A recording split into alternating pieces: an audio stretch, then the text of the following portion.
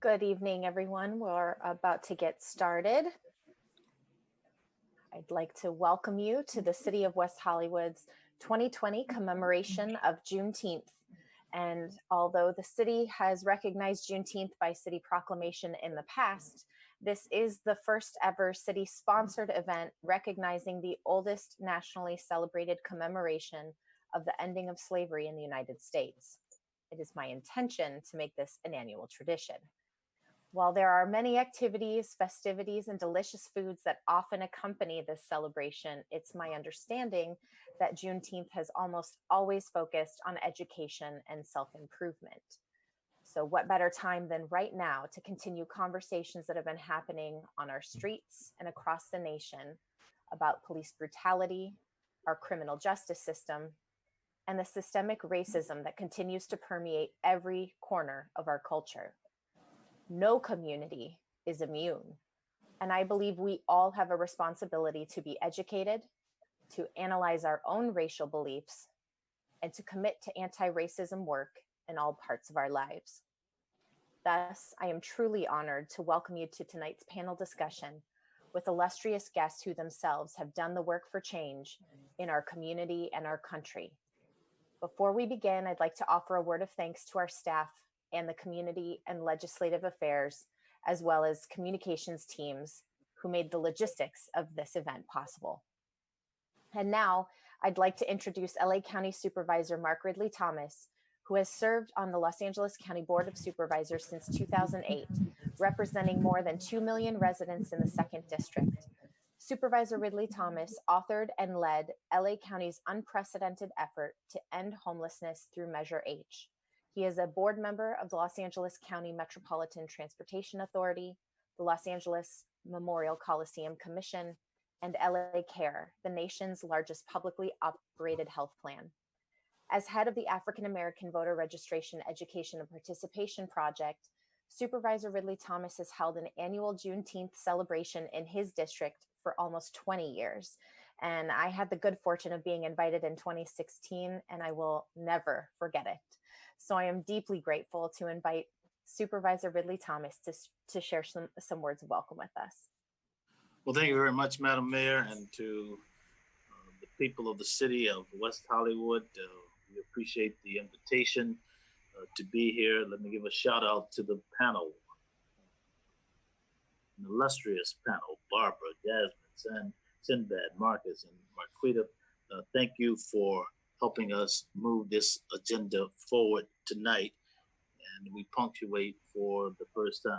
This is an inaugural event for the city of West Hollywood. And it happens in the middle of a pandemic of unprecedented scale. And yet we pause to celebrate. We pause to celebrate Juneteenth. It's happening in the context of nationwide protests and displays of resistance against racialized violence. It happens at a moment when there is a public reckoning with the struggle for justice and more. And for that, this year's Juneteenth will mean something different than it does or has in any other point in time. Might I say, Madam Mayor and panelists, it's more than simply a holiday. It's about recognizing the value of the struggle for justice, the struggle for liberation, the struggle for peace against the long arc of history. It's about having honest and painful, sometimes very painful discussions about this nation's history from 1619 all the way to COVID-19. It's about our addressing what's real today. It's about self-improvement. Yes, it's about self-worth.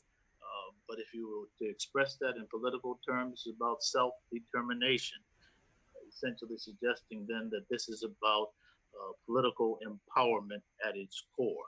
It's more than about thinking about what it is that we do and celebrate with a small c but a capital C. Let me hasten to make this point. Those who have heard he who temporarily occupies the White House say that no one would even know what Juneteenth was had it not been for his intervention. don't believe that for one moment, no more than you would believe anything else that he would say.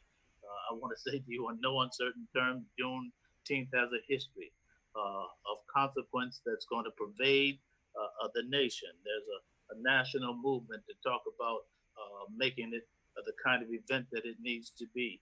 That's a reminder for all of us as to what the struggle for democracy means from the perspective of African Americans and more. It's about what's happening at the state level in terms of pushing at the behest of the Black Caucus to make it a state holiday. It's about what's going on in the county of Los Angeles with the African American employees raising their voices, as well as bargaining unions that significantly represent African Americans, saying, you know, it's high time that we paid attention to this long arc of history that's evolving around the question of justice, particularly as it relates to America's most fundamental contradiction, namely that of race.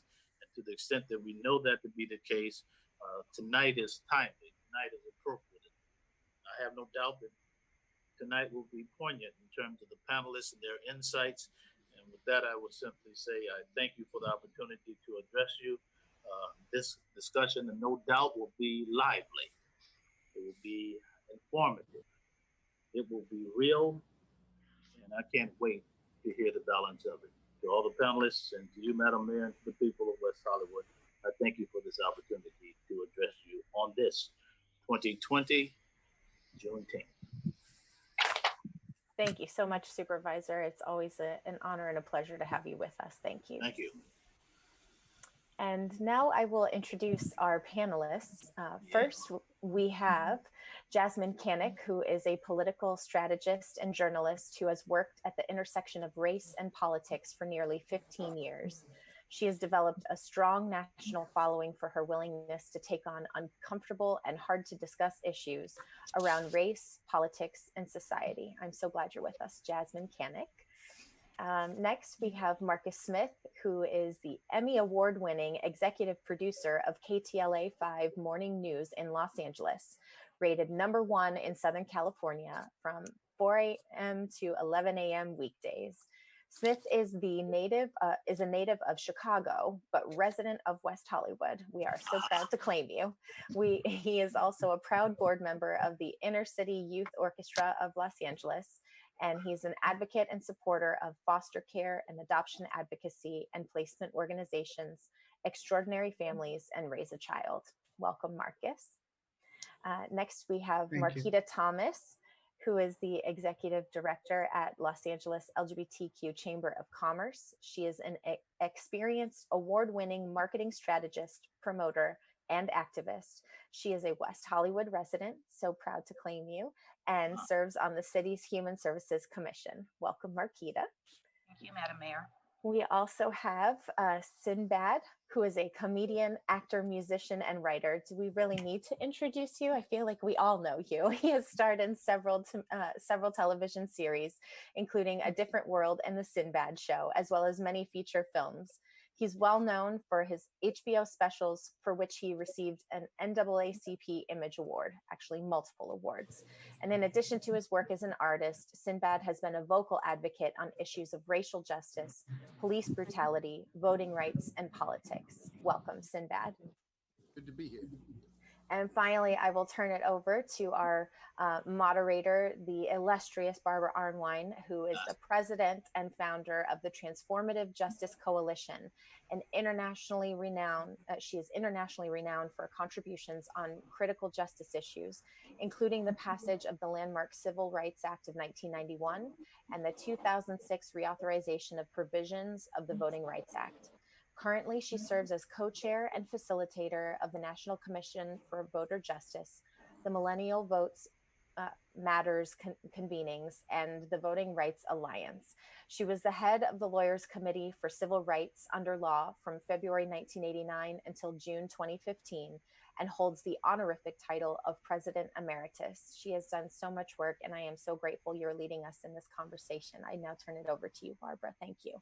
Well, first of all, I want to thank you, Mayor Harvey. Thank you so much for everything you've done to make sure that this program happens.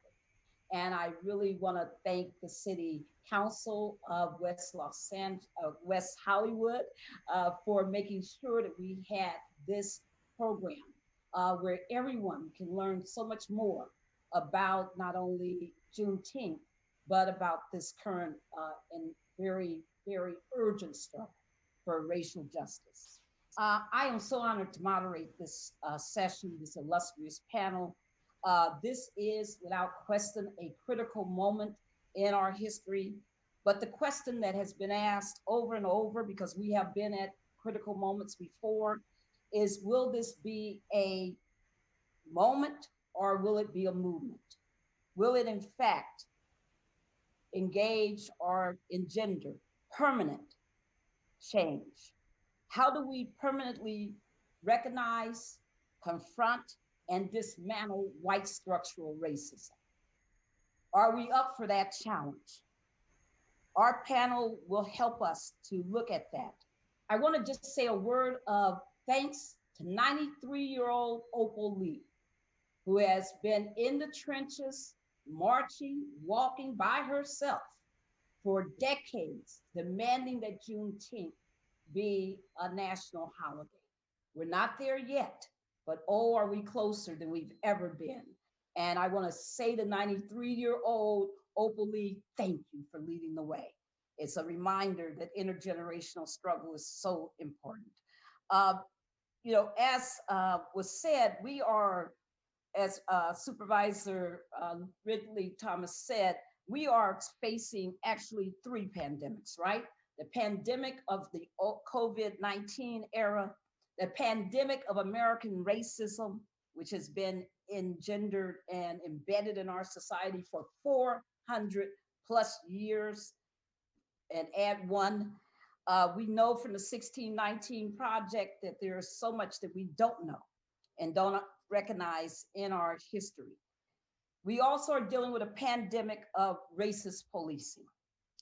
And so it is a time for a reckoning in our society. This great panel now is going to give you their insights and their recommendations for how we actually go from moment to movement, how we actually go from tragedy to some form of justice. This is the moment, and we are so lucky to have with us these amazing panelists. I'm going to call on Sinbad first. And Sinbad, you're going to give us your opening statement and tell people, what Juneteenth means to you and this whole struggle for racial justice. Thank you so much. All right. I first of all, I think I'm the oldest one here. I'm 64. So I've seen movements come, I've seen movements go, I've seen movements that have been trying to maintain. Let's start with when COVID hit. When COVID hit, it changed our world. And then as Black people, it changed the world even more because we were the ones that were like, because of our health care and some of it being financial and some of it being like, we got to get off that pork and that meat and all the sugar and everything we're eating to also. So it's all those different things that we try to do. I'm just as guilty because I love my peach cobbler, but I got to learn to chill out a little bit. And then we have this perfect storm, the approach, what is the murder of George Floyd, but that's not new to us. We get murdered all the time. We get murdered every day out in the streets. We've been getting murdered since 1619. So it's strange how these 19s lined up, 16, 19, June 19, COVID-19, I used to be 19. So I look at it this way. I said 3 years ago, when people got mad at me on stage, I'm sparking race. I said, there's going to be a race war in America that's going to change all race wars. We either end here or we die out. We either end this here or we die out because no more hits, no more compliance, no more going to let this go, no more hashtag I'm mad. I'm done. And this is the moment I'm done. I like when James Baldwin said, well, how long? My grandparents' time, my patients, my mother's time, my uncle's time, my brother's time. I have no more time. I'm 64. I have no more time left. I'm glad the young people got involved. I'm glad this is a young folks movement. And I was talking to some kids yesterday. I said, I don't know where it goes. This is there's no one leader, which I don't think it has to be. I just know right now we're done. And as King said, we're going to either live together as brothers, we're going to perish as fools. but I'm gonna help you out with this because I'm not backing off of you. I'm not. I'm not taking my knee off your neck. You put your knee on our neck. I'm not taking my knee off your neck. So the world has to change for black, white, immigration, LGBTQ community, Me Too movement. This is every movement. This is that perfect storm. So maybe COVID was supposed to be here so we all could be around the march. So everybody could be involved in the life. Everyone is home. So everybody's watching TV. Everybody saw this. So I'm excited where this can go from here, because I've said this up front. I see the only chance to end racism in a country that's been built on racism. I think my generation and the generation before me has to die because we carry it. We carry the foundation of it. It's embedded in us. We live it. Even when I try not to be angry, I'm angry. So I think there's hope, because when I see a 40-year-old racist, that's inherited racism. You don't even know why you're mad. Somebody taught you to be a racist because you're not even brought up in it. So I don't even get you. You got a Tupac shirt on, you listen to hip hop, and you're a Nazi. I don't get it. I just think my generation and the generation in front of me, and this will be about a 10, 15 year period, we dying out. And maybe the world has a chance. Maybe it's that scorched earth. Maybe it's a fresh start for everybody. So we'll see where this goes. Thank you so much. That was a very wonderful statement. I'm going to, call next on Jasmine Hannick for her opening statement. Jasmine? Hi. Thank you so much, Barbara. Thank you to my panelists. Hey. Hey. Juneteenth. I'm not quite as old as you are, Sinbad. I am at the younger end of Generation X. And so I see things slightly a little bit different. So for me, when I think of Juneteenth, I the first thing I say is, but we really ain't free. Now, I understand what Juneteenth commemorates, but being who I am, that's the point of view that I take, which is, what are we doing to continue to fight for our collective freedom? And I think that in this moment, in this movement right now, very interesting that this happened at the part of the year where Juneteenth takes place, right? So we can add it into the conversation around what freedom looks like, right? Because what we're in right now is not freedom. A lot of what you said, Sinbad, I agree with. And what I would add to it is that when you talk about the generations, the younger you go, the less struggle they've had. So my generation didn't have to drink out of colored only water fountains. My generation didn't have the same struggles as my parents' generation did, as my great grandparents' generation. And I think when you look at it from that perspective, you can also understand why there's a certain kind of attitude when it comes to fighting for certain things, right?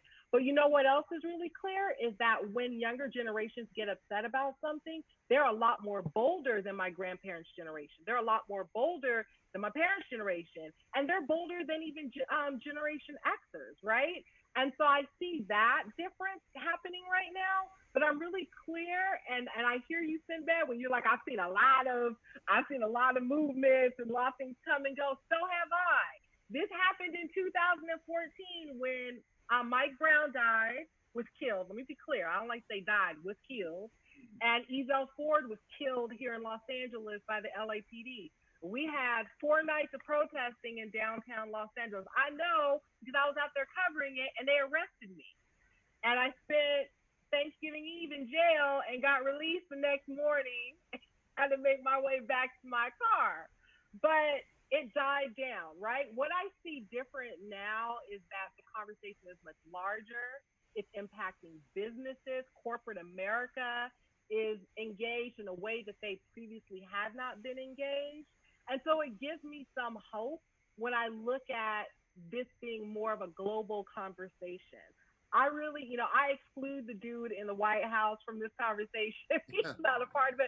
But the rest of us actually want to talk about it and want to figure it out, because my goal for me, for my life, I want to contribute towards a generation of Black people being born who do not have to fight police brutality, who do not have to fight against racism, who do not have to experience discrimination. When you think about it, there's no generation of Black person since the first one of us was pushed off that slave ship onto this ground who has been born into this country who has not had to deal with that. And it would be so great if that was our collective legacies that we left for the next generation, that we ended it. And when they came into this world, they didn't have to deal with it. Thank you. That was powerful. Very well. Very well. Thank you, Jasmine. Now that puts it on everybody's mind also. So now to hear from Marquita Thomas. Thank you, Marquita, for being with us today and for helping to develop this panel in so many ways. Thank you. So tell us, you're over. First of all, I want to thank the City of West Hollywood for having this panel, and I want to thank all my panelists and you, Barbara, for being a part of this. I echo the sentiment that the young people are doing such an extraordinary job of moving what I believe to be a movement, definitely not a moment. And, you know, I work in the DE&I space, and this doesn't surprise me that the millennials and the Gen Zs are the ones not, I wouldn't say at the forefront of the movement, but who are driving the movement because social justice is very important to them. And they outnumber the people who are trying to keep racism alive. So it doesn't surprise me that this is being led by the youth and that it is multicultural. I've been seeing this, you know, gearing up for a very long time. So it's just very exciting to see it come to fruition. As it relates to Juneteenth, I am very excited about the conversations about it becoming potentially a federal holiday, and we'll see if that actually happens. But I think it's important for it to become a federal holiday because it's an American holiday. It's something that everyone should be celebrating. It's not just about the emancipation of the slaves, which is something I hope both white America and Black America can agree was a good thing. But it's not, it's the emancipation of slaves here in America, but it's also the emancipation of slaves in Brazil. So there are, you know, the ramifications of the emancipation of slavery was just not within the US. You know, if we're going to celebrate too, you know, the 4th of July, which is the US, you know, independence from Britain, then, you know, Juneteenth is important because it commemorates the end of the Civil War, which is important to America as a whole, because if the Civil War hadn't been won in the way that it was, we wouldn't have a continental US. The fact that the Union was preserved is important to America. If we had the Confederacy, you know, win the war, for instance, we would have had a North and the South. We potentially would have had, you know, an independent Midwest and an independent Pacific region. We could have really ended up with about 45 republics. So the preservation of the Union should be important to everyone. And for that reason, it should certainly be a federal holiday and one that everyone should want to engage in. And, you know, this conversation that we're having right now about it being a movement, there are a lot of really exciting conversations that are coming out of this. I mean, we're having conversations about, you know, we're getting rid of Aunt Jemima, which is something I felt like we should have done a really long time ago. I cannot stand, every time I go in the pancake aisle, I get an attitude. So I'm really glad that we're getting rid of that. You know, and that opens up the possibility for other conversations, like the things that ultimately lead to racial injustice in this country, the erasure of Black people in history, the lack of understanding around the legislation that disenfranchised Black people, how voter suppression impacts communities, the laws that were created to protect Black people protect everyone but Black people. We need to have a conversation about that. We need to have a conversation about the school to prison pipeline. The conversation around, you know, it happened a long time ago because there's a lack of understanding that the transatlantic slave trade was the first time that slavery was based on race. So we can't have a conversation about racism without talking about slavery. But in America, we have a really hard time talking about slavery. So this movement is just opening up a lot of really, really exciting conversations. I don't think this is a moment. I really don't. I think it's a movement, and I'm here for all of it. Fantastic. Thank you. Yes, Aunt Jemima is gone. And we're all happy to see some huge changes happening. And thank you for laying that out in such a beautifully comprehensive way. Marcus Smith, think about this.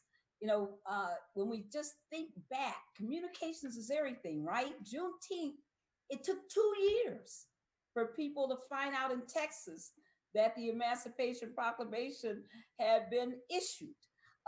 This is, and you sit in the heart of that. Tell us about your opening statement and bring us, to an understanding of how powerful this moment is. Thank you, Barbara. Thank you, Madam Mayor, and my fellow panelists, Marquita, Jasmine. We go way back. Um, it was truly a case of, well, I didn't get that memo. Um, and this movement, I've been in the news business. I started interning when I was 12, so I've seen a lot. And I've been in Los Angeles for 12 years. And like Jasmine said, the last time we saw, you know, we saw it start to bubble up in 2014. And then this year, the scab has been peeled off, and and now it's time to heal that wound. And so many uncomfortable conversations are becoming comfortable. I know in my newsroom, and I'm sure newsrooms across the country, because it's it's it's time. At the end of the day, it's time. It's time. And I've seen a major difference even today. I knew it was important for me to show up because I'm a young black male and I oversee, 7 hours of news coverage Monday through Friday per day.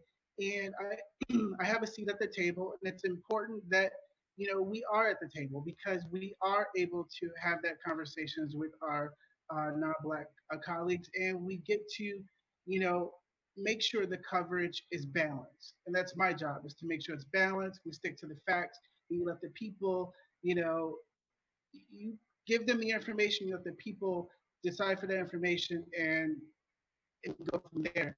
The last couple of months have been exhausting.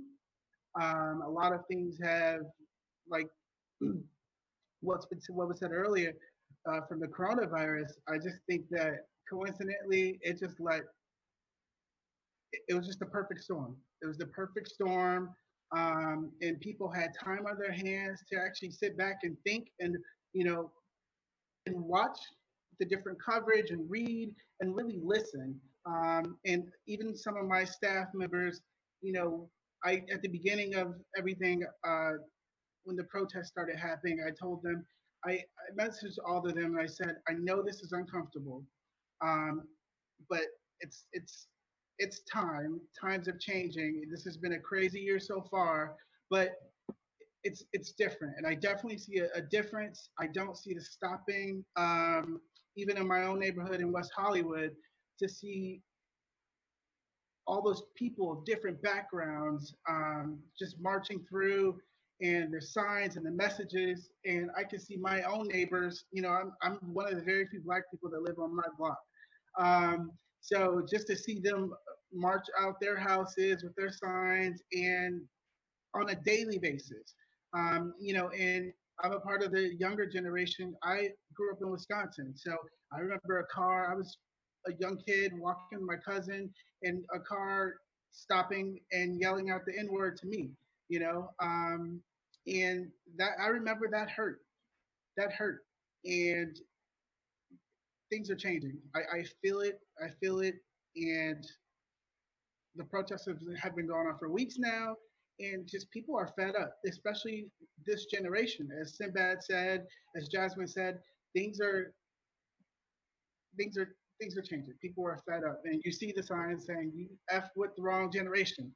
So it's different. That's beautiful. Thank you. And thanks for being such a leader, in your station. That is awesome. So, Sinbad, Reverend Lennox Yearwood loves to say, when the movement is strong, the music and the arts are strong.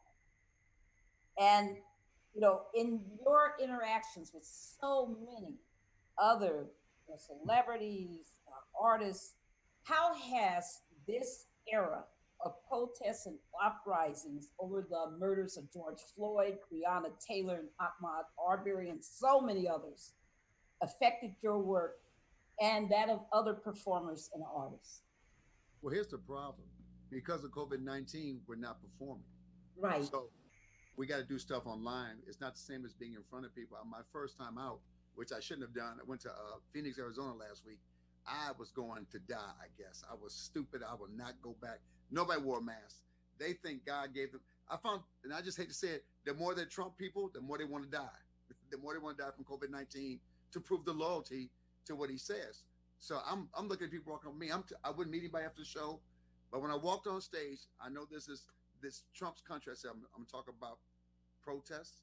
I'm going to talk about COVID-19, and I'm going to talk about Trump. I'm going to tell you right now. But the way I'm going to work it is, when I'm wrong, you stop me. When you give me some facts that back up what I'm about to say that I'm wrong, I will stop saying what I want to say. And at the end of the night, I had a white Trump woman get up with a black power fist and say, what? It's because you don't know truth. You don't want to see truth, because we think, well, this was happening in this country. We got liberals and we got conservatives, no such thing. We're all a mixture of everything. We're not, no one's one thing. So they fight by saying, oh, I see you on the far left. I said, dude, I'm not far left. I don't know what far left is. I don't know what your color, blue, red. That's not my favorite color. My favorite color is black. I'm not a Democrat. I'm for whoever can help us. Y'all just don't seem to find one. So I end up voting that way because you can't find someone. But I've always been on stage. I've always been open. But no, I've been waiting for 60s, 70s, white and black protest songs. Protest movements big. You found a way to put music in with the protest. Fight the power. You got Chuck D. We don't have a good, I say, young folks, y'all got to come up with some protest music. Y'all been talking about trap music and booty booty. Y'all have got to flip. The world has to flip another way. You can't say, hey man, I'll be glad when this COVID over, I go back. If you go back to what you were, then this meant nothing. Plus, I don't think you can go back. This genie's out the bottle. I'm waiting to see what's going to come out. I'm waiting for this young movement. I'm so waiting. I'm looking at TikTok kids. I'm looking at, plus parents quit doing TikTok. You look stupid. I'm looking for the TikTok kids, because there was a young girl, the young white girl said, I think my dad's a racist. And you saw this girl break down on TikTok because her dad wouldn't have the conversation with her. And she moved out the house. 16 years old, said, I can't be around my dad. I said, here comes the movement that's going to, see now, this new movement is, I'm realizing my aunt's a racist. I'm realizing that nobody really wanted to talk about it, but now people are asking the questions. The young people, old people, we've been talking about this forever. We've been getting busted up forever. I'm loving that young people say it's going to hurt. To make a change hurts. You're going to lose something. You're going to lose some people. You're going to lose some friends. But this new movement with this art and this music, my daughter found a song she wrote 2 years ago. I said, whoa, would you write that? With some Angela Davis lyrics. I said, we got to do a video. I can't wait to see what comes out of here. I can't wait to see what's about to happen with these young people. It's incredible. I'm excited about it. I am. Thank you. And it's really been exciting to watch Gen Alpha, right? Those are the kids underneath, 16, and look at what they're doing. That's amazing. And what they're doing on TikTok has really been revealing. Thank you. Jasmine, as these protests and uprisings continue throughout the nation, as a political strategist, where you're covering, these issues so much, what do you recommend that jurisdictions like West Hollywood do in response to the urgent demands for protecting and enriching lives of Blacks in America?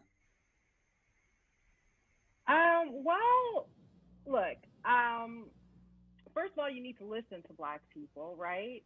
And, West Hollywood, I think Marquita and Marcus, y'all make up like 60% of the Black population in the city, right? It's like two more of y'all, right? And that's it, right? So, I think the city could do more to become a more diverse city, just in terms of when you're looking at housing, right? One of the reasons why you don't have a lot of Black people in West Hollywood is because of the cost of living, what the cost of rent is. I lived in West Hollywood, but on the east side of West Hollywood. And when was that, Marquita? Like the early 2000s? Yeah. And Right. I haven't been back since. But politically, when I look at the protests, when I think about cities, I mean, what I see is headed in the right direction. I mean, in this country, as I keep saying, you know, we really only get any kind of human or civil rights by two means. We get them through a court ruling or legislation.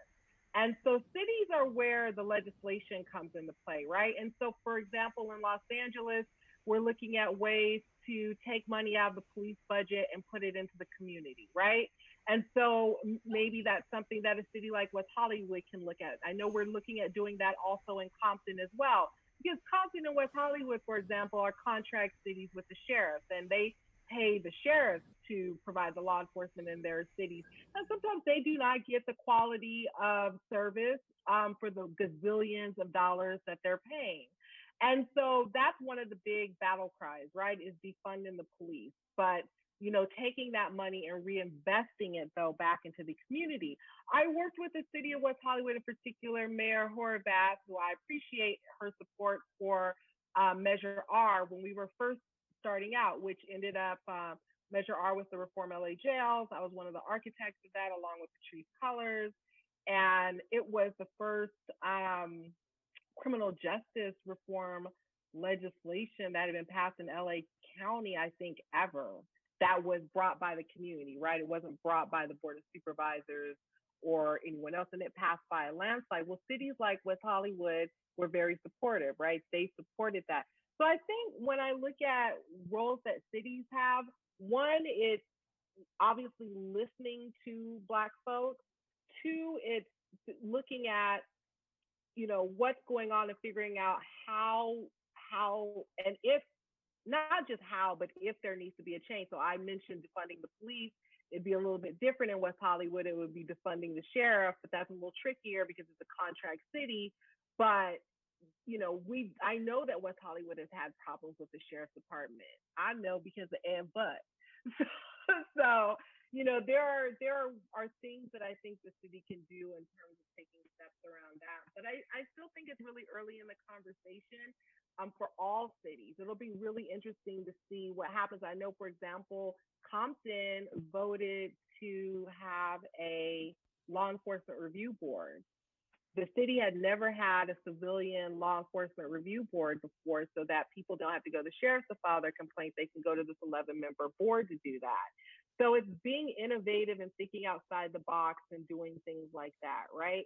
But remember, these protests are not just about the police, right? It's about the respect and the lives of Black people, period. Are we hiring Black people? Why is the only, you know, zip code in Los Angeles that is growing with more Black folks the one that encompasses Skid Row?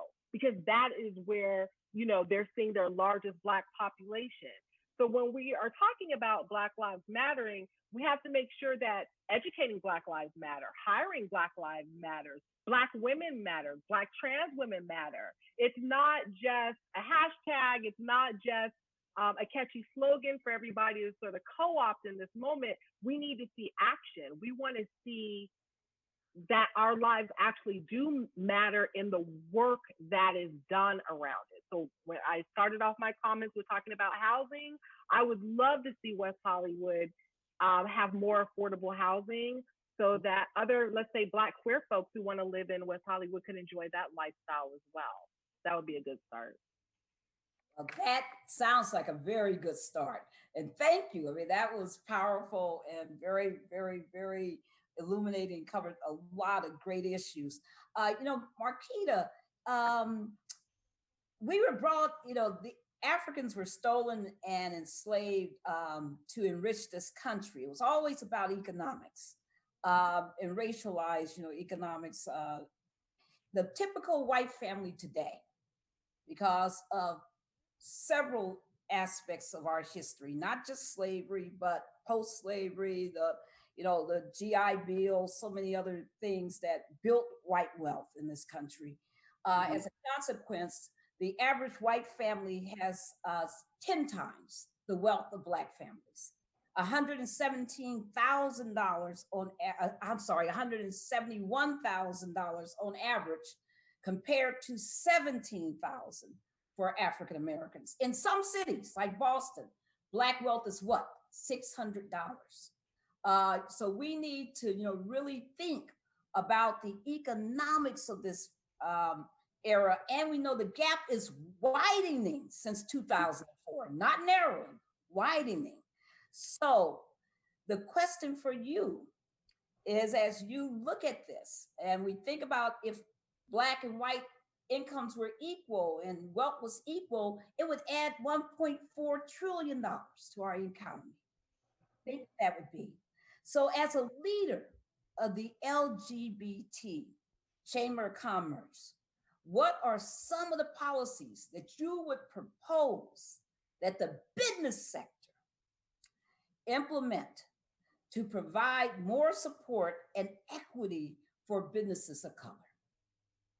Thank you for that question, and thank you for providing those numbers. Having 117,000 versus 17,000 is a huge gap, and one of the many ways that white America has been able to garner more wealth is through real estate, but due to practices like redlining, which was the practice of outlining areas with sizable Black populations in red ink, and it was a warning to mortgage lenders, and that ended up effectively isolating Black people in areas that would suffer from like low levels of investment compared to their white counterparts. So the first business sector that should provide more support for Black businesses is the lending industry. And they should provide grants to Black businesses for startup costs, because to this day, Black businesses continue to suffer from barriers to access to capital and access to credit. And those grants can correct the wrongs that the lending industry continues to perpetuate this day, like offering higher interest rates to Black lendees. And another way the business sector can provide more support and equity to Black businesses is by providing technical assistance as well as mentorship. And the most impactful way is for every corporation, government agency, and municipality is for them to implement a supplier diversity program. And that's a business program which encourages the use of minority, women-owned, veteran-owned, or LGBT-owned businesses in their procurement practices. And unfortunately, at the state level in California, because of Proposition 209, there's an amendment in the California state constitution that prohibits state government institutions from considering race in public contracts. But any company that receives federal money has to have a supplier diversity program. So there are many opportunities for Black entrepreneurs to do business with like the public utilities, for example. And currently there's a bill to repeal Prop 209 that will hopefully make it to the November ballot, because it's currently estimated that minority and women-owned businesses lose $1 billion a year because of that amendment. So, grants, technical assistance, mentorship, and supplier diversity. Those are the 4 ways that the business sector can provide support to Black businesses. Wow. And that is a challenge. Thank you for laying that out. And so, Marcus Smith, wow. You sit in one of the most important industries in our world, globally. Nothing dominates like communications. So when you look at how the coverage has gone of the quote protests and uprising, what grade would you give to the overall media sector? And we know it's a whole lot of different elements that make what we call the media: the journalists, the local news, the networks, the cable news. Social media is a whole new thing on its own, and so many other sectors. What would you give? What grade would you give for the kind of coverage you've seen? I can't. I'm in local news, and I can't really speak to, the networks. Even though I pay attention to everything, I can't really speak to the individual, the bloggers, the vloggers, the journal, or even print. What I can say for local news is that this is a really important time for us. And I think, what I've always learned, and I just told a group of college students the other day that, as journalists, we don't we don't take an oath, we don't put on a uniform, but we know our role. It's important for us to understand our role in the community, especially as local news, because it's not about sound bites and hashtags. It's really about, you know, if you live in Silver Lake or you live in West Hollywood, what does your neighbors think? Our job is to provide a platform to the people in LA County, Orange County, San Bernardino, Riverside, and Ventura. We are the local platform. But I think, from to go back to the original question, I think it's been different. It's been challenging, and I think my colleagues, I think we're doing a good job of of helping our city and our viewers narrate what's happening right now. And because we got into the issue of, separating the peaceful protesters from the ones that are looting. It's things like that we have to get better at, separating, and just sticking to the facts. I mean, at the end of the day, you have to stick to the facts. If you want, a left or right opinion, you know where to go to for that. But local news, we have to remain down the middle, objective to just what's really important, what's happening in our community.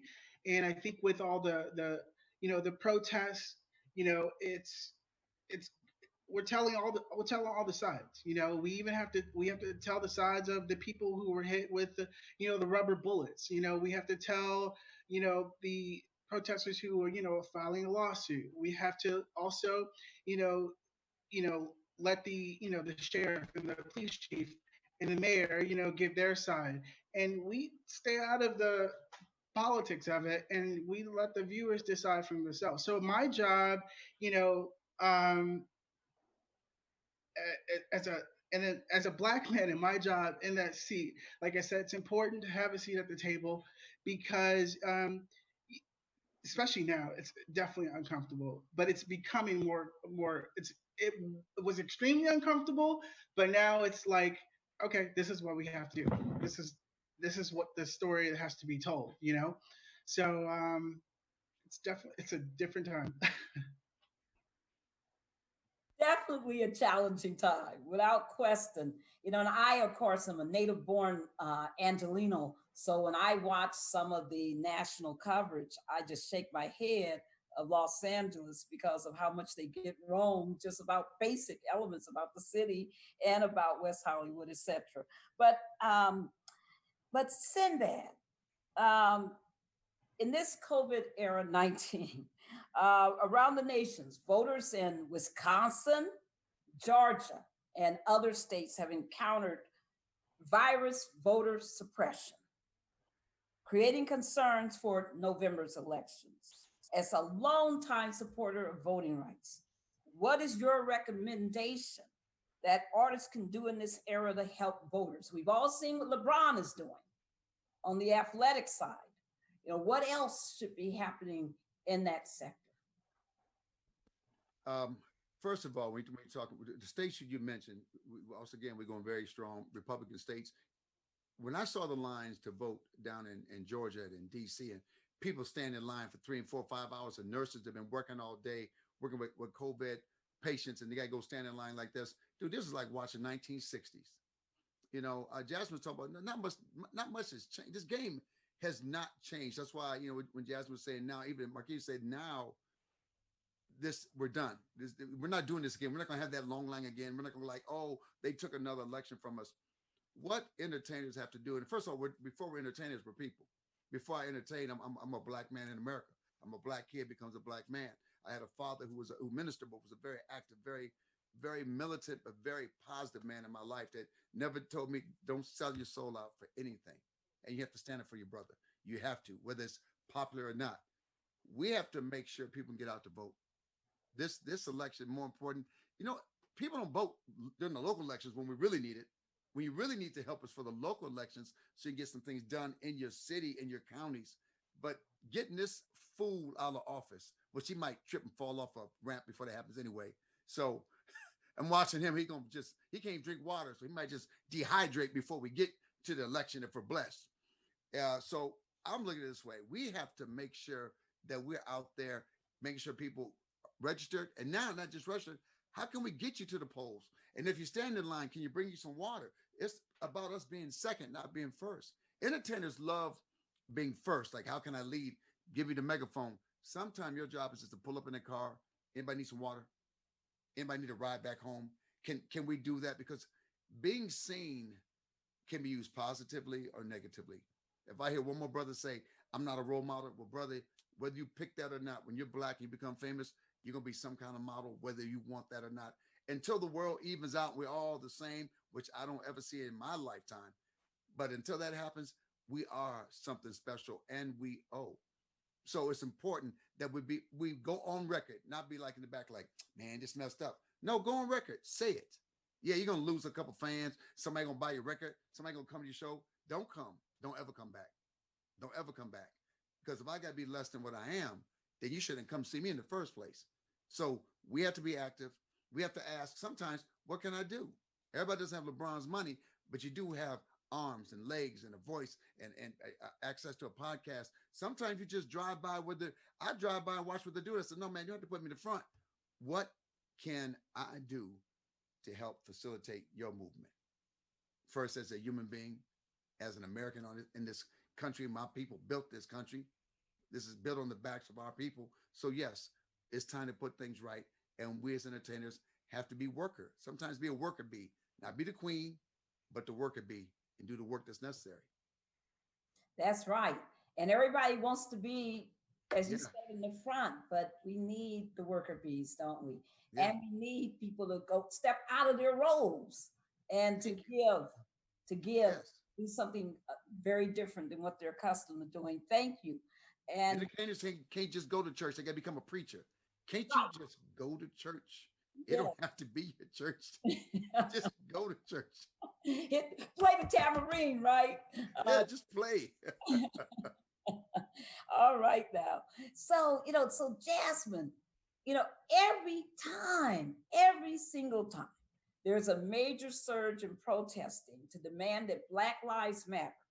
We encounter massive intersectional failures to include Black women and all of our diversity, including Black trans women. So you always have to see those signs, say her name, those signs, Black trans women matter. We have to see all these signs because our movement does not always come out equal and come out inclusive. So how do we change this dynamic? I mean, how do we get away from always having to say me too? How do we do it? Well, I think that's happening right now. I mean, when I look at the protests, I look at the diversity even within the Black community. I see Black women leading, which is a big deal because, as you know, for the past umpteen generations, in order to be a leader in the Black community, you had to be a Black male with Dr. or Reverend before your name and assumed heterosexual, and usually over 65. And so it's really interesting now that women, look, we're not waiting to be invited to the table. We are walking up with our chairs and sitting our asses down. That's really what I also see with the trans community as well. And I love it. I mean, earlier this week, like a young Gen Zer, or maybe he was a millennial, was like saying that I was like old and I needed to like step back and let the younger generation. And I was like, dude, you picking on the wrong person. I'm like, it's not my generation that's blocking your progress. My generation's waiting too. We're waiting for the Al Sharptons and the Jesse Jacksons and all the people that want to hold on to these positions of leadership until they're dead in the grave. And even when they're dead in the grave, they still want to dictate who replaces them. You understand what I'm saying? That's not Gen Xers. Those are the baby boomers and the silent generation. And so when you talk about intersectionality, I look at the ageism issue in our communities as well, right? Because you have different styles. As I said when I first started speaking, that the younger generations are a lot bolder than some of the older generations, right? But that doesn't mean that Generation X, my generation, is not important to this conversation, because we know a lot of things that they don't know. Just like baby boomers know things that my generation doesn't know and younger generations don't know. We all need each other. I don't think the failure is in the Black community when it comes to making sure that all of our voices are heard. I mainly see that failure going on in communities like the LGBT community, other communities that are supposed to be our allies, right? And so what I say is that, you first of all have to listen to Black people. This ain't the days of we gonna tell you how to talk to your own people. No, we're gonna tell you how to talk to our people, or we're going to talk to our people for you, and not the other way around. And so I think that's the issue, and particularly with a city like West Hollywood that has a high queer population, there's a lot of otherism that goes on, and it's like, hey, it's not the Black people, it's us. Because the LGBTQ community includes people of color, includes Black people, includes Latinx people, includes a whole spectrum of people. And, so whenever I see the Black people or we stand with Black people, it's like, do you mean you stand with your own community? Because the LGBTQ community is a very diverse community. And so we need to have those types of conversations. If you're running these organizations, if you're heading up these events like Pride and stuff, you need to look around the table. Are there Black people in leadership? Are there Latinx people in leadership? Are we listening to them? Are we making sure that if these folks aren't at the table, that we're figuring out how to get them at the table? I just got elected in March. I get sworn in next month. And I told everybody my main job when I go into these rooms now is, where's the Black people? How do we get the Black people here? How much money is going to the Black community? How many jobs can I give for Black people? Like, that's my role. I know everybody's role ain't a leading role. Sometimes it's a supporting role. I know what my role is to make sure that Black people aren't forgotten in those rooms, right? And so, I just want to be clear. I think Black people right now, particularly the younger generations, are doing an excellent job of making sure everyone is included. I think it's some of our allies that we need to be having those conversations with. Because like I said earlier, Black Lives Matter, hiring us matters, educating us matters, housing us matters. All of that is supposed to matter. Right now. Absolutely. Thank you for that. And Marquita, all right.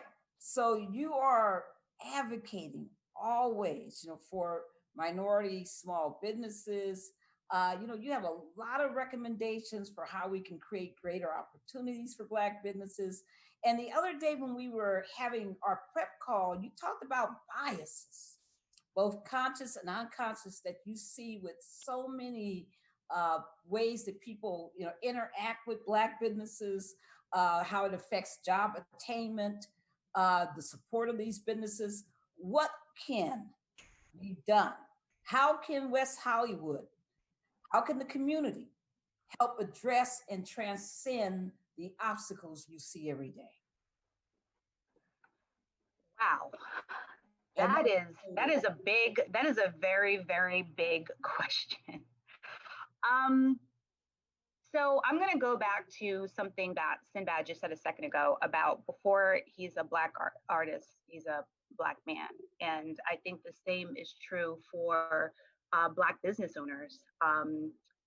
Before they're Black business owners, they are Black people. And there's this thing called Maslow's hierarchy of needs. And it basically is based on the premise that your psychological needs, your safety needs, your sense of belonging and your esteem all need to be supported before you can reach self-actualization, which is basically achieving your full potential, in this case, as a business owner.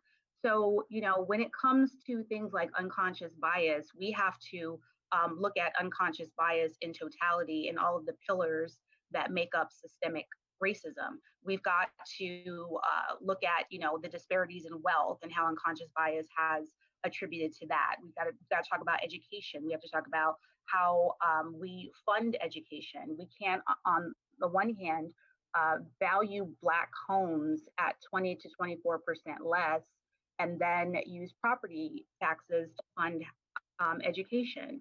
Then you're always going to be in a system where the education in the Black communities are going to be not as good as in the white communities. So you have to look at education. You have to look at the unconscious bias that contributes to there not being more Black teachers. 85% of teachers are white women who themselves have unconscious bias. People take unconscious bias to their business, to their workplace. And for some people, their workplace is educating your children. So you definitely need to look at, unconscious bias as it relates to education. We have to look at unconscious bias in health.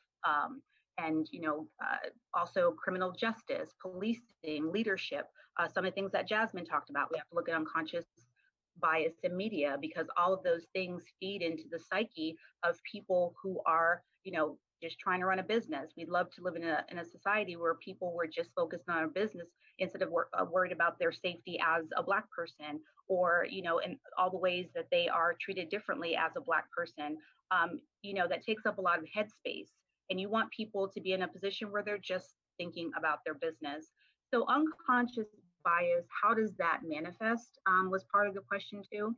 I think one of the most obvious ways that people exercise bias, especially as it relates to employment, is our names. It's been proven that a resume with a white sounding name is 33% more likely to be called in for an interview. And that's a really unfortunate situation to put Black parents in. It's unfortunate that when you go to name your child, you actually have to think, is this name going to stop this child from getting a job? That's not something that white people have to worry about, So, we have to look at unconscious bias in, interviewing practices, corporations. Literally in every single segment of our society, we have to take a moment to dismantle it, look at the ways in which there isn't diversity and inclusion, and create equity. And that's the only way that we're really going to, actually, it's not the only way, but that's one of the major ways that we are going to address unconscious bias in our society. It's really about taking each one of those pillars, breaking them down, and, finding a new way to make sure that it includes everyone. And thank you. Jasmine talked about how she uses her presence when she steps into space. Marquita, you've been talking about, how you use, your leadership also. Marcus, you sit in such a unique position as a young Black gay man who is programming several hours of news coverage. What do you think? How do you think your perspective, your professionalism, what do you drive differently in the space that you're in that wouldn't happen if you weren't there?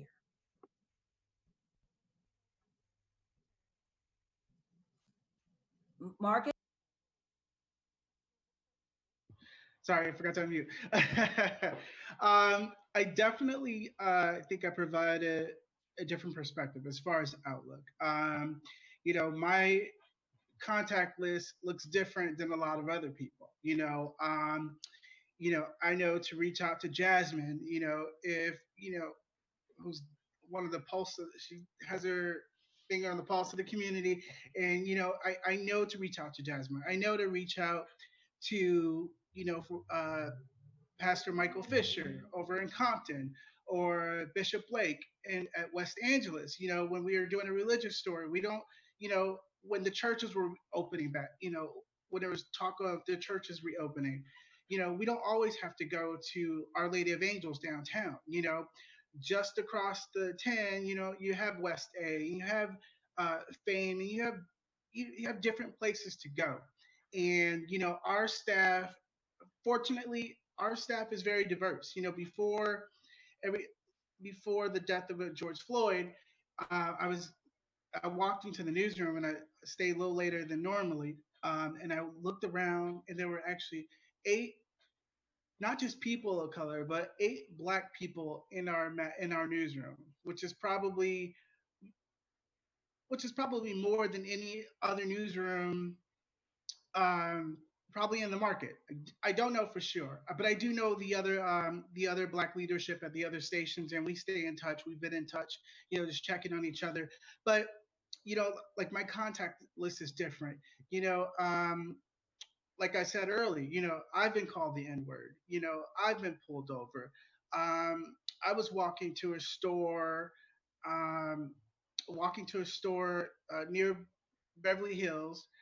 Cop, uh, they pull up next to me, and they're like, "Can we talk to you for a second?" And then they hold up this flyer of this image, and it was like, "Oh, we thought you matched him." And I was like, "I don't look anything like that man on that flyer."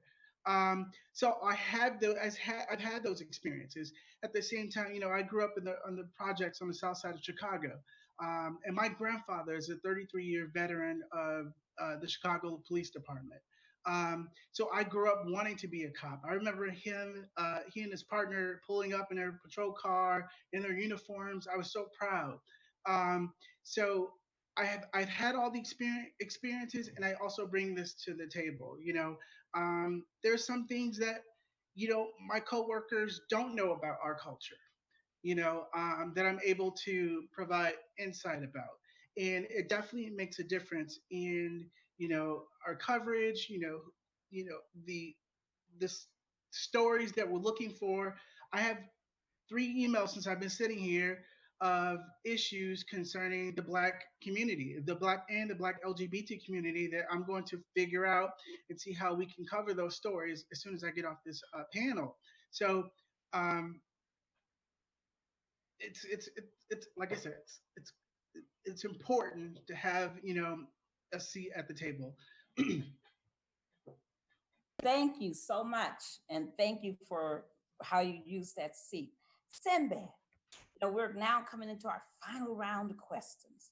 As you watch the national debate over policing in America, what are your main hopes for change? When we talk, I'm sorry if y'all hear the guy cutting the grass outside. He always comes in when I'm on a Zoom. So for me, when you say, okay, there's a book called Policing. I love that defunding the police is based on, if you look at the history of police, you look at the history of Border Patrol in America, it was never to take care of us. Matter of fact, it was to hurt us, to take us out. We've always been the one they got to hide from, even in the militia. Remember the reason there's the amendment to have a gun, because they were scared if a war broke off, the slaves might jump out and do something. So let's make sure everybody got guns. So everything about guns is about taking care of us. The Black Panthers used to roll up when the police would stop a brother. Say the brother had committed a crime. You ain't got to beat this brother down. He doesn't have to lose his life. They were standing around with guns. So if you arrested him, he could at least make it to the police station. So they changed the gun laws in America. So all these National Rifle Association, y'all might want to talk about your country, because they were scared of us having weapons. They weren't scared of everybody having a weapon. They were scared of us having weapons. From the time I'm a child to my age now, even though I have friends with police officers, I got family members of police officers. So I got 2 different looks at it. I know guys who are good police officers, and I've heard them tell their stories about who they had to chase or whatever. But then I got police officers can't wait to leave the military or got their problems in high school, and now is their chance to go out there and whoop some heads and carry a weapon and handle some of their own little problems. So when I look at a police officer, when a police officer stops me, I used to be very respectful. I used to give that speech of being very respectful. Now when a police officer stops me, I have 2 dashboard cams. I said, I turn my phone on. And if I know it, first of all, I'm going to find out if I did something wrong. I'm going to ask you, because if I did something wrong, you have a right to stop me, because we do need police. But if you're just stopping me, oh, we're done there. We're done with this movement right here. And I'm not getting on the pavement. I'm not putting my face on the pavement. You've got to call 3 more people, because I don't respect in that way anymore. I don't have that respect. But I believe you have to earn respect. I think even an officer has to earn respect. I think I have to earn respect. If I'm talking to you correctly, as a man in the car and say, officer, why'd you stop me? He's telling me, I need you to calm down. That's code word for like, I'm about to beat this brother. I need to get this on my body cam. I need to get this recorded because they're telling people need to calm down after they've already killed somebody. So we know that means nothing. So I was so glad when the police in Atlanta said, well, man, we're going to go on strike, turn the keys in. You should never come back. I hope you never come back. And I'm so glad people didn't act a fool that night. So the night made it through. I hope you never come back. Because if you're going to base your career on a police officer that shot a man in the back, that's the one you're going to protest for? You couldn't pick a better one? How about the police officer that saved the child's life? Use him as your example. But you use the one that chased us down because he was embarrassed because his brother took out 2 cops, gaffled him, trying to run for his life. And that was an embarrassment shoot. I'm embarrassed that this guy, so he said, I got him and put his foot on him. Should have never been a police officer in the first place. Should have been staying at your mama's house. So I look at policing this way. I'm glad we're talking about, what Jazz talking about, defunding the police. People got to be careful. The word means so much, and Jazz won't be telling people what it really means. Defunding doesn't mean I don't get rid of all the police, because I got young brothers. We got to get our own police. Hold up, brother. Black folks are shooting us too. Hold up. We're going to all black police force. Hold up. We're going to police each other. No. We need legit police. Like you need a legit president. Like you need a legit leader. And I'm glad now, because of this, what happened with George Floyd, yeah, you're going to go to jail for murder. Now we can bring murder charges on the police officer. And I'm glad. That's why the protesting, like, what, we're going to go to jail? Yeah, you're going to lose your job, and you're going to lose your pension, and you're going to go to jail. And now I'm glad Minnesota said it's the duty of a police officer to stop another police officer. Those laws are already in the book. We're not asking for new laws. If you just do the thing you were supposed to do in the first damn place as a man or woman wearing that badge, we wouldn't have these problems. So I'm glad you can go to jail just like us. I'm glad you can sit in a cell just like us. And maybe now, because not because of the goodness of the heart, people don't ever change. People didn't let us sit in front of the bus because goodness of the heart. They lost money. When you affect their pocket, when you affect their job, people do the right thing, not because you love me. You ain't got to love me, but you'll go to jail and you'll lose your job. And if that's what it takes, and I know Jasmine, y'all know the money's how you going to move the money around, because LA got a lot of crazy money, and I got to get more hip to that, where they're giving to the police and buying all these ex-military weapons, and you ain't even trained to do that. You can't fight. Y'all can't even fight in the land. You can't even fight a man that you had on the ground. Maybe he needs to get some training in martial arts. Hook up with some of that. You can be a better police officer. So that's how I see the policing department. Thank you. There was so much there. Jasmine, moving forward, what do you see as the most important policy changes that need to be undertaken throughout this country to protect Black lives? What can West Hollywood do? Okay, so that's kind of a loaded question. So my answer will include West Hollywood. Like whatever the nation is doing, West Hollywood needs to be doing, right? So the first thing is, move your ass out the street and into a voting booth. I'm highly concerned about the number of people in the streets protesting, because when I look at the voter data, it does not match up, right? So there needs to be some education around, get your protests on, but make sure that you vote. The things that we need to vote on, the things that we need to change across the nation, right, to make Black lives better. One of the things that I've been talking a lot about is independent prosecutors in all 50 states, right? We need independent prosecutors. You're probably not going to be able to move it through a state legislature because a lot of the members take too much money from the police unions, which means you will need to run a ballot measure, which means sophistication and organization, the same type of organization that the police unions have. And it can be done. We just did it in March at the county level. But I think if the end goal is really for police officers to be prosecuted in these controversial shootings and ones that are clearly murders, we can't let Bonnie investigate Clyde. So we need to take that responsibility from the district attorney and give it to an independent prosecutor, because that is the only way we're going to get some sort of this thing, like this is just the norm. Oh, you shot shot a police officer and you shot somebody running away from you, it's the norm, just like it would be for us to regularly be prosecuted. You're going to be prosecuted for that, right? And so that is not the norm right now. So we need an independent prosecutor. We need to have a serious conversation in this country about qualified immunity, right? One of the things is you cannot sue cops personally in America. And that's qualified. That's thanks to qualified immunity. And we need to have a conversation about that. We have some brilliant, brilliant minds in the legal world. We need to get them working on that. The other area that we also need to work, I said voting, independent prosecutor, qualified immunity. See, I just had a brain freeze. There's one more thing we need to do, and it just left my mind. But those are good ones to start. We definitely need, again, because I'm going by what the protesters are saying they want, right? So if you're in the street saying prosecute killer cops, okay, well, this is how you get to that, right? And then we as a community, as a nation of people who are somewhat conscious about this, have a responsibility to answer our jury summons.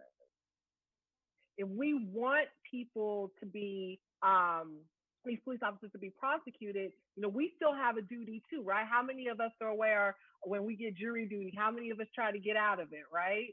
We do everything we can to get out of that.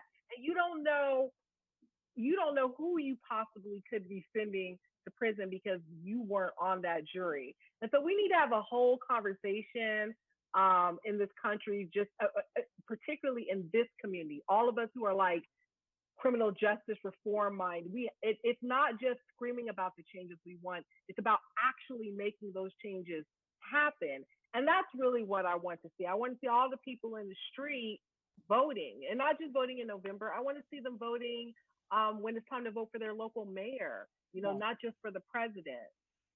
Absolutely. Thank you. That was powerful. And so, Marquita, so much, my goodness.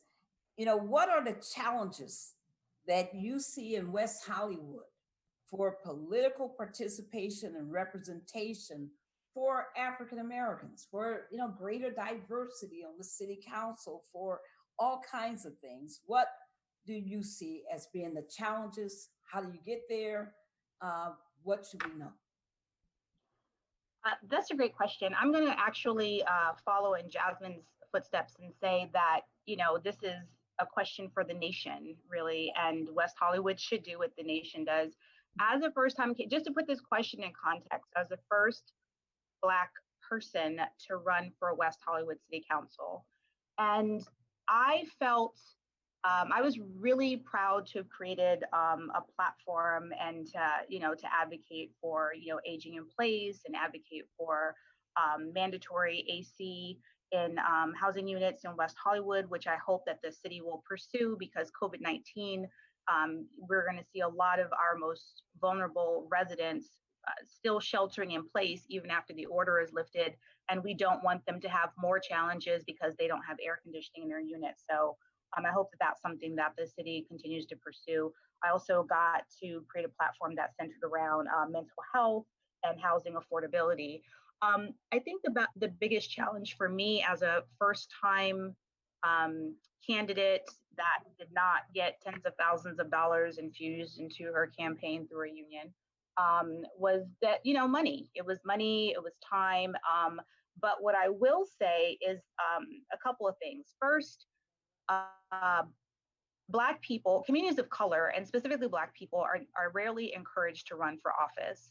So I think any program that encourages people, communities of color, to run for office should be encouraged. Also, women are very rarely encouraged to run for office. I had a very strong campaign because I went through the Victory Fund campaign manager boot camp many years ago when I had no interest in, I didn't think I'd ever be a candidate.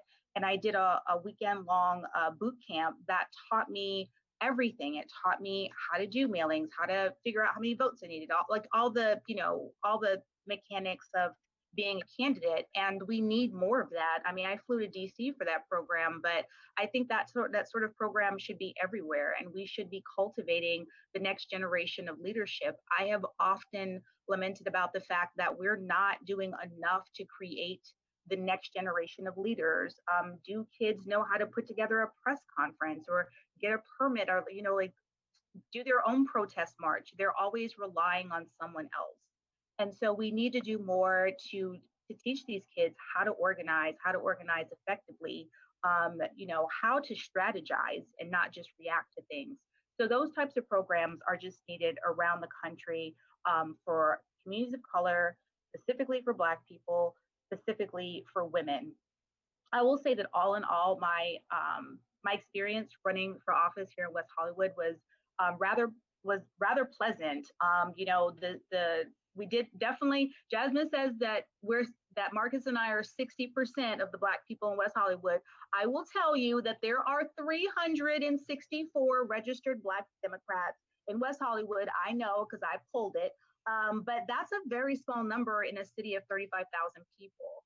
So it wasn't really like I could galvanize all of the Black people, because even if I did, we have we'll see what happens in November, very low voter turnout here in West Hollywood. So it wasn't like I could just, pull all those folks in and count on those votes. That was, being, like I said, being a Black person in West Hollywood, there aren't a lot of us. I'm not going to say that it was without challenges. I know that one of the first things that was said to me when I said that I was running was, someone said to me, be careful in West Hollywood West, and continued to, not that anything was going to happen to me, physically, but that, I might get called something. I might expect to see a cruiser or something because I'm walking through the neighborhood. I know that I had 2 Black volunteers. As a candidate, you're very grateful to have volunteers, but then you have to think there are 3 Black people walking through this affluent neighborhood going door to door. What are the thoughts around that? And my volunteers actually said to me, do they usually patrol this often? And I was just like, well, and it's just, that's terrible. You don't want to have that conversation with people who are willing to come out to help you, volunteer in the heat, walk around and do all of these things. And now they also have to, deal with increased patrolling because of the color of their skin, because people are not used to seeing three whole Black people walking up and down the street. And again, going door to door. I mean, you think back to people like Trayvon Martin. Trayvon Martin was walking through a neighborhood the wrong way. Thank you. So that can be terrifying. That can be terrifying. Like you want to make sure that, I was also told, I've got the Nextdoor app. So I know, I kept looking for myself on the Nextdoor app because, I have seen the postings on there. And it's unfortunate, but I've seen postings on the Nextdoor app just simply announcing that there's a Black man in the neighborhood. Not there's a Black man wielding a knife, not there's a Black man breaking into cars, not there's a Black man acting erratically, just there's a Black man in the neighborhood. And so that can be,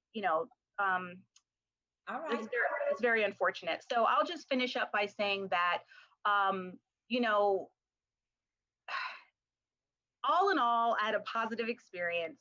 What can the city do? Like I said, the city can, every city across the nation can cultivate new leaders and, maybe just have conversations about with its residents about diversity, so that those of us who do decide to run don't have to have some of these situations. Thank you. Well, that will be an indication of whether or not we're in movement or if we are in a moment as to, let's see how the politics of political representation change after this era. Marcus, what are your top recommendations for improving coverage of issues affecting the Black community in Los Angeles writ large? What needs to change? How do we get better coverage? How do we escape either being ignored or being portrayed wrongfully? Or I think that definitely reach out to your local news stations, your papers, your radio stations, because I actually read every viewer comment. And I think our best stories come from the viewer comments. They're unique. They're unique to a household, a person, a family, a community. I encourage people to reach out. If you have a story, email it, tweet it, Instagram, get it out there. Even if you coming to me, like I said, I read every viewer email, and I think I think it's important. That's what the stories are. That's that's one thing. Also, be careful what you're sharing online. Double check the sources. I think the platforms are making it easier to identify, the fake news out there. But um, even during the COVID-19 situation, my grandmother called me, really concerned about something she had read, and or someone had told her because they heard it on the internet. And I first of all automatically knew that it was not correct, and then but I had to double check to make sure, because it was spreading like wildfire. So be careful what we share, what we post. Just you know validate the things that you're looking to for news. You know, that's the other thing. And the other thing that I think is important is that, like, keeping in line with the message from Marquita and Jasmine, we have to cultivate the new generation. I go to just about every job fair held by the National Association of Black Journalists, because a lot of kids are coming out of college. I just want to make sure they're focused on telling the story, sharing the story, not being uh, the glam in front of the camera. That doesn't matter. Your story matters. When you step into someone's face with a microphone, the more they trust you, and all you have is trust at the beginning, and the more they invite us into their homes when they click the channel, choose whatever channel they watch, because they trust us. They trust that we're going to give them the truth. Our stories are going to be accurate. Our stories are going to be balanced. Our stories are going to be diverse, come from um, different areas. So all that's important. But again, cultivating our younger generation that are coming up to say, I'm passing the torch to you. You know, our the people who were in this business before me made it easier for me to stand where I am today. And I need to continue to pave that path for the journalists that are coming up, because they're even more important than the roles we are currently. So again, pay attention to what you're sharing, what you're posting, what you're reading, what your news source is, and and reach out. Tell us if you have, and that's the one thing that has really made this movement, has fueled this movement. And I read a lot of things where racism has been around, but now it's on camera. So everyone has their camera, everyone can record it, everyone can capture it, and now it's out there. And in the news media, we're not afraid to show it. Thank So we're not afraid to show it. So share it with us. That's the only way that, as long as we keep seeing it, the conversations will continue until we don't need to talk about it anymore, which is a while away. But keep sharing those stories. thank you. And to the panel, it's 9:30. We're gonna finish, and we're gonna give every panelist 1 minute to close, to just say what you want people to know. What's your closing comment to everybody out there, so that they will remember, what you really want them to have at the top of their mind as they leave this conversation tonight. Sinbad, you've been fabulous. Bring it. First thing is stay educated. Read everything you can, not just the stuff that they give you. We always say it's called the addendum. My dad said, read all the other books, the books that everyone should read. Cornel West said the truth is inconvenient. That's why we have to seek out the truth. I would like to say to Marquita, You need to hire light-skinned people like us to go through your neighborhoods for you. With my bald head, they can't tell what I am. It's called the spook who sat by the door technique. We can sneak into the neighborhoods and get out. Is that you volunteering? Yes, I'm volunteering. I'll go through. Okay. They'll never know. With Marcus, the problem these kids because they want to be stars because influencers. People don't want to just talk about news. They want to be an influencer. There's a difference between being a news person, what you do, and being an influencer. And a news person talks about the news. Influencer says, look at me and buy my makeup. Right. What y'all doing? We need people like you guys, what Jasmine's doing, what all you guys are doing here. Listen to the people like you, people my generation. Listen to the people like you. Gather information. Listen more. Shut your mouth. Listen more. Shut your mouth. So when you do speak, you make a difference. And don't be scared to stand up. I end with this. Don't be scared to stand up for what's right. Damn it, stand up for what's right, even though it might cost you, and it probably will when you do what's right. But if enough people stand up for what's right, the ones who follow you will get the benefit. That's why our grandparents and our parents said, this is not going to be for us. The civil rights was not for them. It was for me. It was for that I could go to college so I could have things. So quit being so damn selfish and think about what comes behind you. And that's what I got to say. Thank you so much. As the sun sets in the west on me. You've been wonderful. Thank you so much for. Thank you guys. Thank you for letting me be here with all these smart people. No, you were fabulous. And we are just so honored to have you. Jasmine, you're. So I will close out with some James Baldwin because. All right. I heard you Sinbad earlier when you opened up with James Baldwin, so I'm going to close out with James Baldwin. And we all know his famous quote about being a Negro in this country and being relatively conscious means to be in a rage all of the time, right? Mm-hmm. So the rage that Black people are expressing right now needs to be heard by the LGBTQ community and also cities like West Hollywood. It needs to be heard and it also needs to be shared. Because the other quote that James Baldwin gave us was that if they come for me in the morning, they'll be coming for you at night. And we have to remember that. The LGBTQ community loves to use the civil rights movement to guilt Black people into, this is why you should support this and because of this and that. Well, the same applies here, until we all free, none of us are free. And if they come for us, they will come for you. So I would leave that with the viewers tonight, just to understand that this is a movement. This is the hopefully the beginning of a new era, at least, especially in terms of our respect as Black people, our worth in this country as Black people. I've never not been proud to be a Black woman. But these days I walk with an extra switch and I love my hair and I'm just blackety, blackety, blackety, black, black, black every day. And I love it.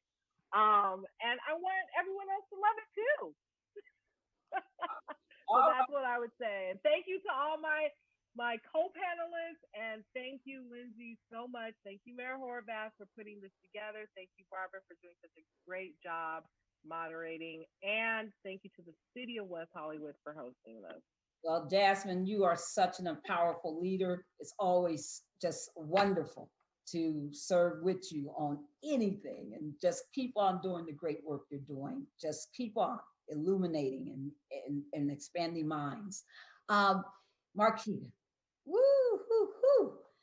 What is your final word to all that are listening all over the country?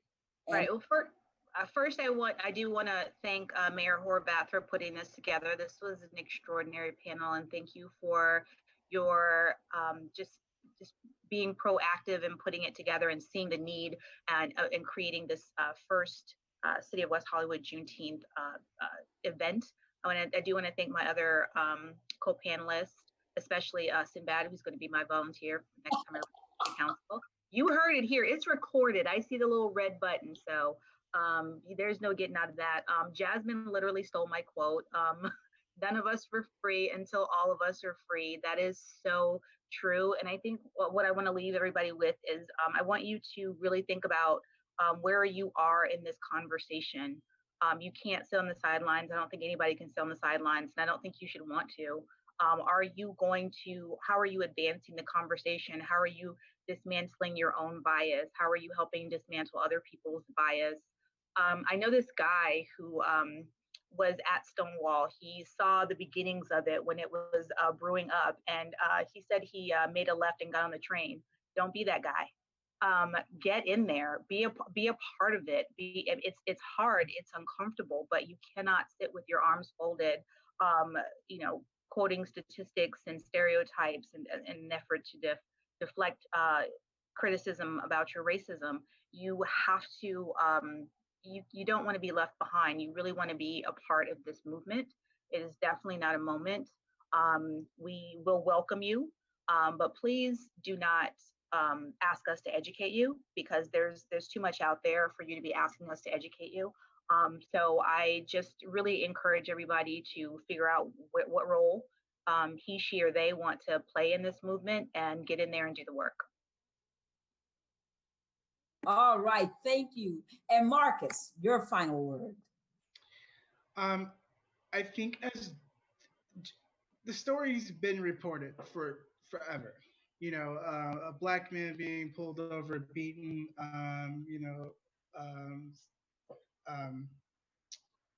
that story's been going on for forever. I think from my observation, for the first time in a while, as journalists, we're listening to your stories. We're not trying to, some of us are not trying to narrate your story. We're listening and we're sharing it. So keep sharing your story. Vote. Like Sinbad said, the local elections are just as important as the national elections, because Jasmine said, your local leaders are the ones that are putting the judges in place. They're putting the district attorney in place. They're putting the mayor decides who the police chief in the city of Los Angeles. But thank you, Madam Mayor. Thank you, Barbara, my co-panelists. This was great. This was really great. It was very eye-opening and food to the soul. And I hope that people who are watching this continue the conversation. Thank you so much. Thanks to our great panel. I want to just thank all of you. This has been a really far-ranging conversation. Thank you. And we packed in a lot in one session. And I want to thank Mayor Horvath again for insisting on having this panel, for doing everything she could. I want to thank Irina Martin, who really helped push this. I want to thank all of our amazing panelists. My goodness, Sinbad, Jasmine Canick, Marquita Thomas, Marcus Smith. Wonderful, amazing, great panel. Can we do it again? All right, this has been fabulous. I want to also just say to everybody as we close, don't forget, as you have heard over and over again, vote. Be part of this change. Don't be on the sideline. Don't say let the other people do the work. It is time for you to step up and to support. Don't forget, all these groups out here need to be supported. All these organizations need to be supported. Black Lives Matters needs to have some money. Color Change, all of these organizations that are out here doing this work, let's be there for them. Let's support Say Her Name for the African American Policy Forum. Let's be there for all of these groups. Don't forget that my organization, the Transformative Justice Coalition, we're on the front line in this battle for voting rights. And we are training and working with young people.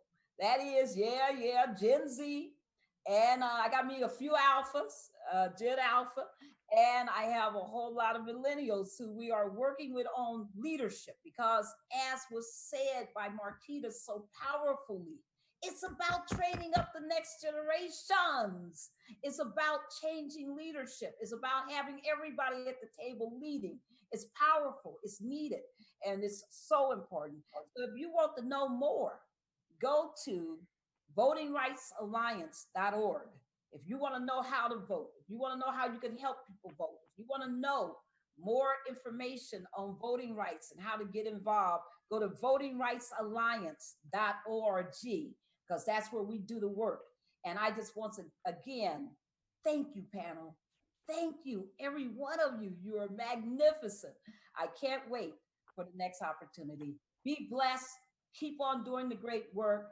Thanks, everybody. Thank you, Mayor. Thanks, everyone. Have a great evening. Thank you, Barbara. You were fantastic. Thank you. Love you. Love you. Love you all. Bye, Sinbad. Bye, Marcus, Jasmine. Bye, everybody. Hey, Marcus. Bye, Mayor Horvath. Bye, y'all. Thank you, Mayor. Thank you. Thank you. Thank you. Thank you. Thank you. So much. Bye. Fabulous, fabulous program.